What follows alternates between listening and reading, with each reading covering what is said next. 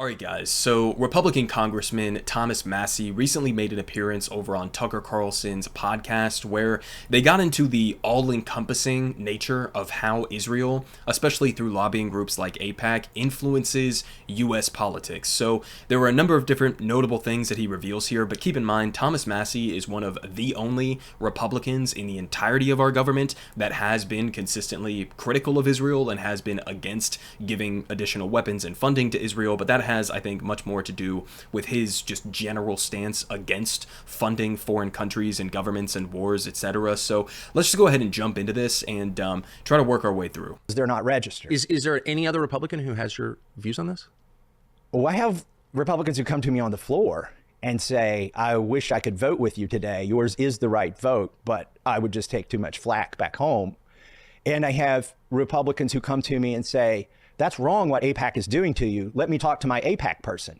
By the way, everybody but me has an AIPAC person. What does that mean, an AIPAC person? It's like your babysitter, your AIPAC babysitter, who is always talking to you for AIPAC. They're probably a constituent in your district, but they are, firmly embedded in AIPAC. And every member has something like this? I don't know how it works on the Democrat side, but that's how it works on the Republican side. Well, it absolutely works the same way on the Democratic side, at least for like 95% of them. I mean, there's a handful of like squad members who obviously don't take AIPAC money and actually have, a massive amount of AIPAC money spent against them in Democratic primaries. We had recent reporting here from Politico. They say bipartisanship or Republican meddling, AIPAC is the biggest source of GOP donations in Dem primaries. So I would call this maybe Republican meddling, but it's really foreign meddling. This is foreign meddling and a lobbying group like AIPAC that explicitly is trying to work at the behest of the Israeli government. And they are dumping, in some cases, millions and millions of dollars into especially Democratic primary races to try to snuff out any candidates who would dare to be even mildly critical of the government of Israel. I mean, here was another Politico article just from a couple months back. AIPAC uncorks $100 million war chest to sink progressive candidates. They say building on a successful playbook from 2022, AIPAC and other aligned groups like DMFI are picking their targets, many more of them this time. And so, I mean, it's obviously the same way on the Democratic side. We also have Joe Biden, who, according to Open Secrets, is literally the single top recipient of pro-Israel money over his 34-year-long career. So this obviously extends exactly in the same way to the Democratic side of the equation. Now, we'll continue with this interview with Thomas Massie here in a second, but I just want to real quick touch on something he kind of revealed there at the beginning of that clip that almost gets, swept over, because he then went on to say that basically all Republicans, at least in the House of Representatives and probably also the Senate, basically have like handlers or babysitters from AIPAC, like lobbyists who they have close connections with and get their marching orders from. So that was the big reveal there, which again is not surprising in the least. But we also had a reveal before that, which is that he has behind the scenes Republicans who come up to him and they say, hey, I know that your vote against this Israel funding or whatever, I know that you're right on this, and I know that's the correct thing to do, but I can't do it. Why can't I do it? Because I'll take too much flack for it, right? And I think that what that's saying is that you have Republicans behind the scenes, right? Some of them are probably ideologically Zionists, and some of them, they just feel the influence of groups like AIPAC. They don't want to lose their seat. They're trying to hang on to power. And so, just to show you a glimpse of what the current polling data is looking like right now, here from Michael Tracy, this is some recent polling from CBS News. 61% of Americans say the U.S. should not send weapons to Israel, so a majority, a very clear majority, in fact, almost a supermajority. 77% of Democrats say we shouldn't send weapons, compared to 38% of Republicans. Now, as he points out here, 38% is not a majority, but that's 38% of Republicans who don't want the U.S. to send weapons to Israel, who have basically zero representation within Congress. Like, their only representation is somebody like Thomas Massie. So, I mean, over a third of even Republicans are against us sending weapons to Israel now. A vast majority of Democrats, a vast majority of the country is against us sending weapons to Israel, and yet, what are we doing? Well, we're passing legislation over and over and over again by overwhelming bipartisan majorities to send additional billions of dollars to Israel, to go and blow up Palestinian children.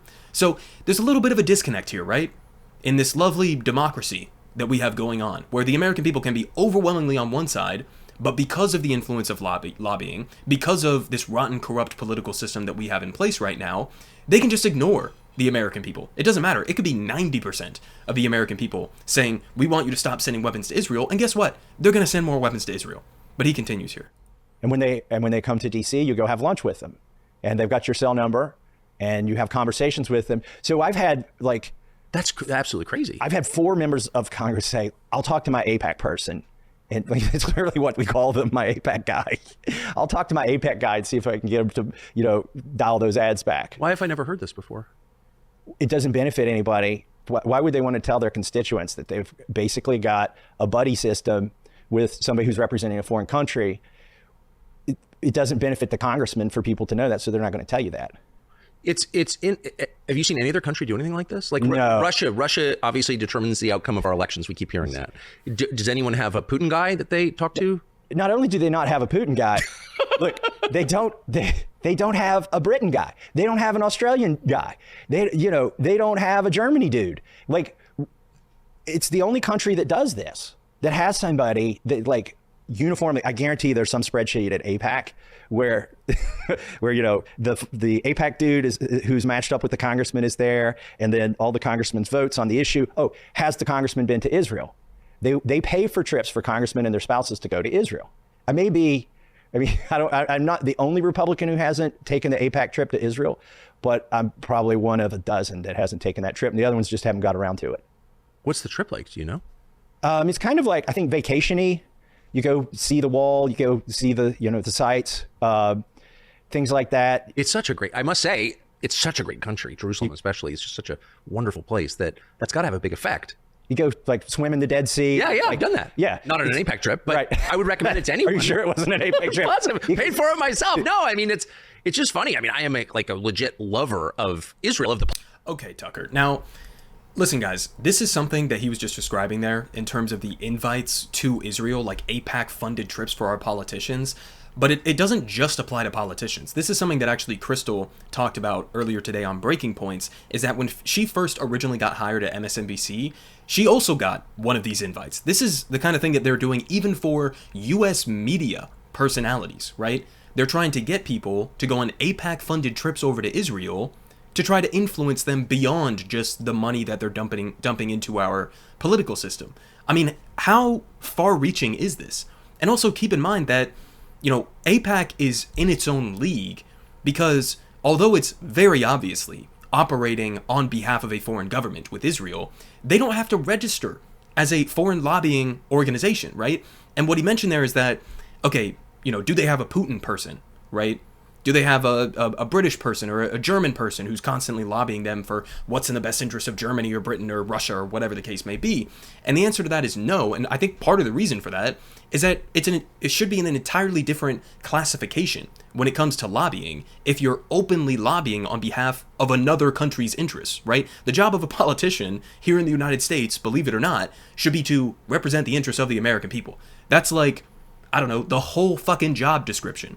So when you have lobbyists that are acting on behalf of a foreign government that can do this very openly and can dump millions, if not hundreds of millions of dollars into their campaign coffers and invite them on trips to Israel that are fully paid for, what kind of an influence do we think that that's going to have? And it's also deeply ironic because we just got that story recently. He brings up Russia in this case and the Russiagate stuff. We just had a story recently that I covered on this channel of the Israeli government, right, through their diaspora affairs ministry or whatever, funding a psyop against U.S. politicians and the American people, where they were creating fake websites and hundreds of bot accounts on social media to go and try to harass U.S. politicians and Americans, posing as Americans, right, pretending to be American college students and concerned citizens, and trying to influence our politicians and our politics broadly in this country in a more pro-Israel direction. That psyop that was exposed is literally exactly what Democrats have been hair on fire screaming about since Donald Trump got elected in 2016. They've been saying Russia put a bunch of bots on these social media platforms, and that influenced, that skewed U.S. elections in favor of Donald Trump. But somehow when Israel does the exact same thing, then it's not even a mention. We're not even going to talk about it. let alone condemn it, let alone do anything about it, let alone stop taking AIPAC money. Nothing. I mean, that story came in and out of the news cycle like that.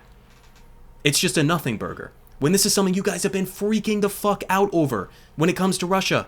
But then suddenly when it's Israel, it's in a completely different category and it's totally fine, right? I mean, again, none of this is surprising to anybody who's been paying attention, right? But it also doesn't just apply to Israel. That's an important aspect of this to focus in on. Yes, Israel has a massive influence over US politics, but this also applies to every other form of corporate lobbying and lobbying from foreign governments that are registered in a different way. Like, do you guys think that Saudi Arabia is not doing this with our politicians? Of course they are. Guys, Donald Trump's son-in-law, Jared Kushner, after pushing forward the Abraham Accords and after giving Saudi Arabia billions of dollars in weaponry and helping to push his father-in-law, Donald Trump, to, continue aiding and abetting in a genocide in Yemen, he got billions of dollars from the Saudis on his way out of the White House. How is any of this legal? How is any of this not just very clear-cut corruption and bribery?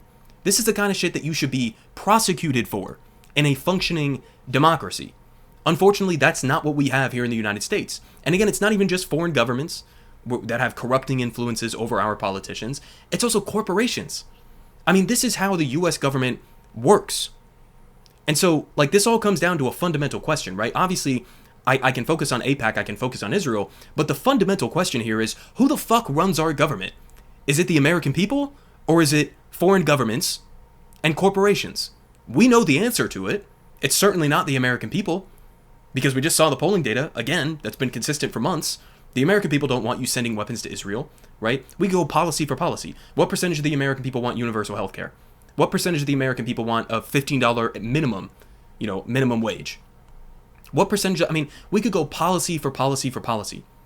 Stuff that is overwhelmingly supported by the American people, no chance that it gets passed through legislation, unless it happens to coincide and correlate to what corporate America wants. There's a one-to-one correlation between what these lobbying groups tell our politicians to do and what ends up happening. And there's almost no correlation between what average Americans want and what ends up getting passed. And that, unfortunately, is just the nature of how US politics works. So at some point, you'd think we could do something about this, but the power, the influence of big money, the power, the influence of powerful foreign governments is an absolutely gigantic hurdle to try to get across. Politic guy has the best politic.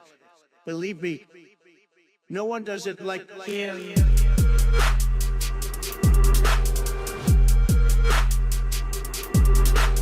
Believe me, everyone is saying